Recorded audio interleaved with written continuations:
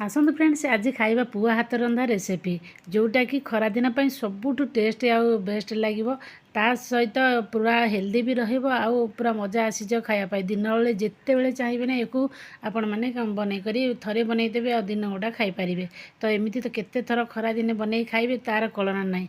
थरे निश्चय देखंतु रेसिपी फास्ट टू लास्ट पर्यंत निश्चय बनै करी खाइबे आपण माने। नमस्कार फ्रेंड्स मु नीरू आपन पुणी थे स्वागत करछि आज नुआ वीडियो रे। चलतु फ्रेंड्स डेरी न करी स्टार्ट करिया आज रेसिपी। से फ्रेंड्स ये क्षीर 750 ml नहीं जाइए मु प्रगतिर नहीं आप जेकोसी ब्रांडर नहीं पारे फुल पैड भी नहीं पारे गाई भैंसी जोटा आप खाऊँ जो क्षीर ताको भी नहीं पारे। ये फल उपर फ्रेंड्स मुझे नहीं अंगूर कदली आपेल ऑरेंज आउ ता सहित ये किसी ड्राई फ्रूट्स अच्छी नट्स किसी अच्छी टिके केसर नहीं जाइए आउ तापरे आउ कौन कौन दौर देखी नियंतु। तो फ्रेंड्स प्रथम यही सब बेसिक जी आपण घरे थी एतिक बोली जरूरी ना या कम भी हो पारे या बेसी हो पारे एठू भी आप अवॉइड करें ये आड भी करें जेकोसी फल जदि आपको पसंद अच्छी से भी आपण मैंने आड करेंगे। ये फ्रेंड्स ड्रैगन फ्रूटर मुझे गोटे फाड़ नहीं गला ताको भी से भाया लंबा लंबा करी एमती क्रश क्रश पुणी कटिंग कर छोट छोट बारीक बारीक कटिंग करदे। एमती फल गुड़िक जेकोसी थी बेसी बड़ पीस रखिए आ छोट छोट पीस रखिए तो खाया सुविधा हम मजा भी आसो ता सहित स्मेल भी बहुत बढ़िया आसो। तो ये फ्रेंड्स देखते ड्रैगन फ्रूट्स को छोट छोट कर कटिंग करदेली ता सहित ये कौन करवा आम चामुच हो छुरी हो जो थे हो ये कटिंग कर बाहर करदे। चाहिए या छोट पीस करेंगे या बड़ पीस करेंगे। फल उपर जेकोसी फल आपंकर जमी अमृतभंडा है पिजुड़ी है ये सब भी आपण मैंने आड करेंगे जहाँ भी आमर घर अगणार जो फल सब सीजनाल फल भी मिलूँ ताको भी आड करेंगे जमी एवं आंब से आंब भी मिलूँ सबकि आड करेंगे किंतु बेसी खट्टा वाला फल जमी ये न आड करते माने बेसी खट्टा वाला फल ने ना तार मजा ही आसवानी खाया पर से जमी मीठा फल टी जोटा थी ताको भी आप आड करने। तो फ्रेंड्स एवं देखो मुझे छुरी रे सब जाक एमती ड्रैगन फ्रूटर छोट छोट ये अच्छी ताको सब बाहर करदेली।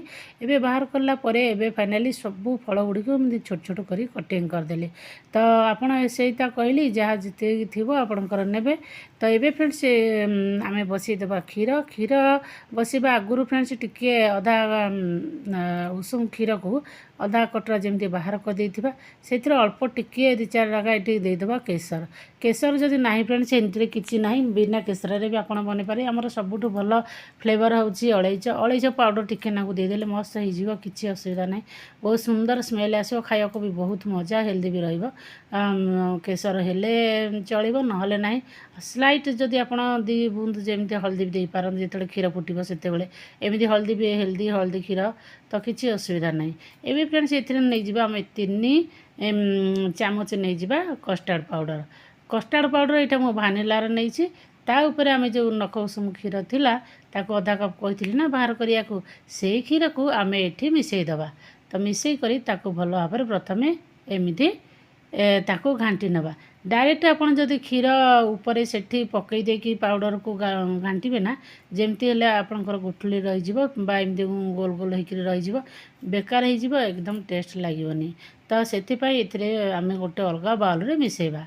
या सहित ये मुझे 4 चामच चीनी जोटा कि पाउडर फॉर्म रे अच्छी पाउडर मु करके रखी आगुरी तो सेटार मु मिसई कर दुईटाक आम मिसईदबा। तो फ्रेंड्स आप एमती गोड़ा चीनी जदि थी ताको भी नहीं पारे ता सहित मिसईकी ताको एमती क्षीर फुटी आसुवा अवस्था आम ताको पकईदबा। या दबा द्वारा स्मेल तो एक तो भल आसो एक तो कलर भी सुंदर देखा ता सहित आमर क्षीर क्वांटिटी से टे मोटा भी हो।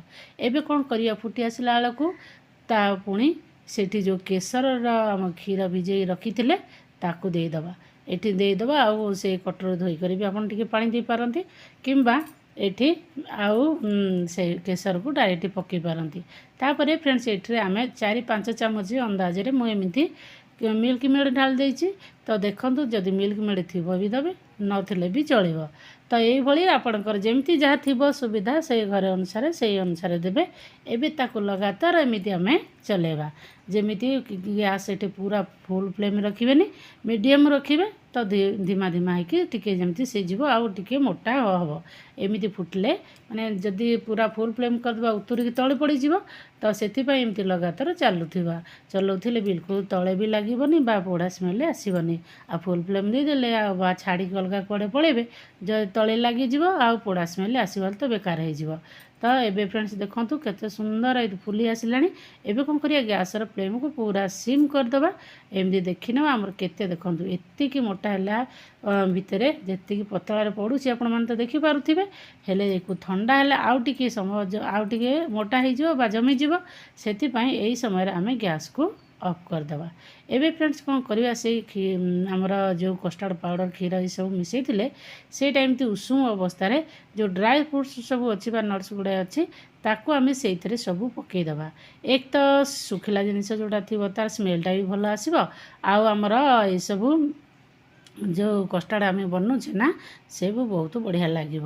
ଦେଖନ୍ତୁ ଏସବୁ ଆମେ କାଜୁ କିସମିଶ ମୋର ସରିଯାଇଥିଲା ଫ୍ରେଣ୍ଡସ୍, ତ କିସମିଶ ଦେଇନି। ଆଉ ଏସବୁ ଗୁଡ଼ିକ ଯାହା ଥିଲା ଏସବୁ ପକାଇଦେବା। ଆଉ ଯେତିକି ଆମର କଞ୍ଚା ଫ୍ରୁଟ୍ସ ଯେମିତି ଥିଲା ମାନେ ପାଚିଲା ଫ୍ରୁଟ୍ସ କଞ୍ଚା ଫ୍ରୁଟ୍ସ ଯେତିକି ଥିଲା ଏସବୁ ଆମେ ରଖିଦେବା। ଡ୍ରାଏ ଗୁଡ଼ାକ ସବୁ ଯାକ ପକାଇକି ଛାଡ଼ିଦେବା। ତା ଭିତରେ ଦେଖନ୍ତୁ ଏମିତି ଟିକେ ଘାଣ୍ଟି ଦେବେ ଯେମିତି ଉପରେ ଯେଉଁଟା ଭାସୁଥିବ ଭିତରକୁ ପଳାଇବ ଆଉ ଭଲ ଭାବରେ ଫୁଲିବ।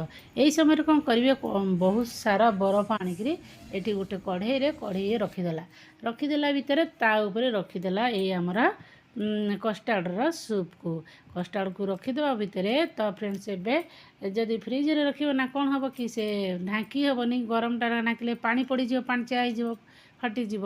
ତାପରେ ସ୍ମେଲ୍ ଯେଉଁ ତରକାରୀ ପତ୍ର ଆମେ ଯାହା ଇଆଡ଼ୁ ସିଆଡ଼ୁ ରଖିଥିବା ଫ୍ରିଜ୍ରେ ତାର ସ୍ମେଲ୍ଟା ଆସିଯିବ, ତ ଏ ସ୍ମେଲ୍ ଖରାପ ହୋଇଯିବ। ଏଇଠି ଚାହିଁଲେ ଫ୍ରେଣ୍ଡସ୍ ଆପଣ ଟିକେ ଅଳେଇଚ ପାଉଡ଼ର ବି ଦେଇଦେବେ। କେଶର ପକାଇଛି ବୋଲି ମୁଁ ଅଳେଇଚ ପାଉଡ଼ର ଦେଇନି, ହେଲେ ବି ଗୋଟେ ପିଞ୍ଚ ଆପଣ ପକାଇଦେବେ, ବହୁତ ବଢ଼ିଆ ଲାଗିବ। ଏବେ କ'ଣ କରିବା, ଯେତିକି ଆମର ଫ୍ରୁଟ୍ସ ସବୁ କଟି ରଖିଥିଲେ ତାକୁ ଆମେ ଏଇଥିରେ ସବୁ ପକାଇଦେବା। ଦେଖନ୍ତୁ ଫ୍ରେଣ୍ଡସ୍ ଏଇ ପକାଇଲା ପରେ ଏବେ କ୍ଷୀର ପୁରା ଥଣ୍ଡା ହେଇଯାଇଛି।